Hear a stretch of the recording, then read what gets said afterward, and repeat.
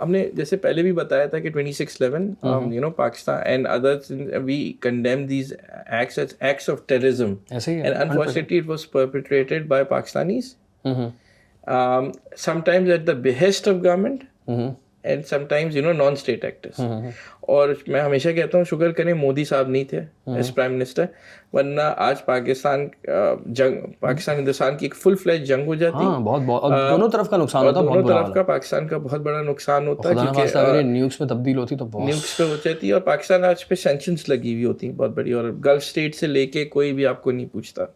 अच्छा, नंबर 2 आपका जो क्वेश्चन था कि इंडिया एज अ, जब हमने इंसर्जेंसी स्टार्ट कर दी इंडिया में 1970s, राइट। फिर हमने बहुत सारी खालिस्तान मूवमेंट और यू नो ईस्ट में अपना माओ मूवमेंट को भी सपोर्ट किया इंडिया में, और डिफरेंट, तो इंडिया ने भी बलोच मूवमेंट BLA जैसी ऑर्गेनाइजेशंस उठाई और उन्हें हेल्प आउट की।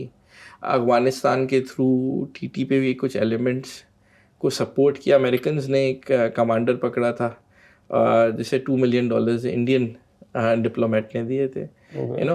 तो वो चीज़ें थी, बट ये कहना ब्लैंकेट के TTP वाज बैक्ड बाय, जैसे पाकिस्तानी ऑफिसर्स ने कहा था, और ये पाकिस्तान ने इंटरनली अपने कंजम्पशन के लिए बात की थी कि TTP is backed by India.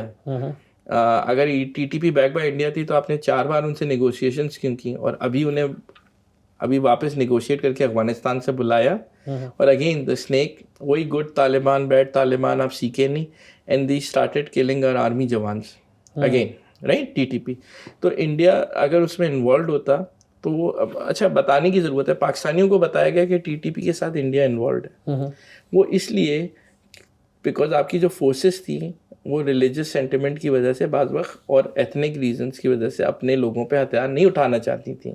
तो उन्हें बताया गया कि यार इनके पास इंडियन पैसा है, इनके खतने नहीं हुए हुए, यू नो, सर्कमसाइज नहीं हुए हुए, ताकि उनकी हेट बढ़े एनिमी के ख़िलाफ़। और चीज़ें ऑब्वियसली इंडिया उस लेवल पे इन्वॉल्व नहीं है इन टेररिज्म। पाकिस्तान में छोटे मोटे वाक़यात तो करते रहते हैं, लेकिन जिस यू नो पैमाने पे हम इन्वॉल्व थे no into state terrorism in India, तो बहुत सारी कॉन्स्पिरेसी थ्योरीज आयद हैं, हामिद जैसे यू नो एनालिस्ट बोलते रहते, but we have not seen that proof. But obviously उनका स्पाई पकड़ा गया, you know, Kulbhushan Yadav, right, जो कि ईरान से बैठ के यू नो अपने एसेट्स बनाता था चीज़ों पे, राइट।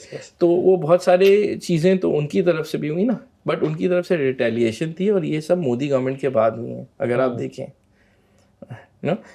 तो वो उससे पहले कोई नहीं थी, उससे पहले इंडिया ने 1971 में यू नो घुस के अपना मुल्क ही अलहदा करा दिया था, यू नो। तो वो भी पूरी सपोर्ट दी थी, हाँ पूरी सपोर्ट दी थी, इवन आर्मी की सपोर्ट दी थी। बहुत बैड सीन था खैर वो। तो Mukti Bahini was trained by Indians, and then फिर उसके बाद वही फिर लंबी डिबेट हो जाती है कि हम लोगों ने भी तो गलत किया था वो। और मैं हमेशा कहता हूँ why blame others, why blame others, we have to put a house in order ना चीज़ों पे। और मैं हमेशा कहता हूँ अगर आप एक आदमी को पिस्टल पकड़ाएंगे किसी और को मारने के लिए, तो वो 4 काम और भी करेगा अपने भी साइड पे, क्योंकि आपने उसे पावर दे दिया। That's why only state should be in the business of war into the business of guns. When you bring in private people, your proxies, they will turn against you. चाहे वो खालिस्तानी हो, चाहे वो TTP वाले हो, और चाहे वो MKM जैसे लोग हो ना। ओहो बेहतरीन, अच्छा, बेहतरीन पॉइंट है ये।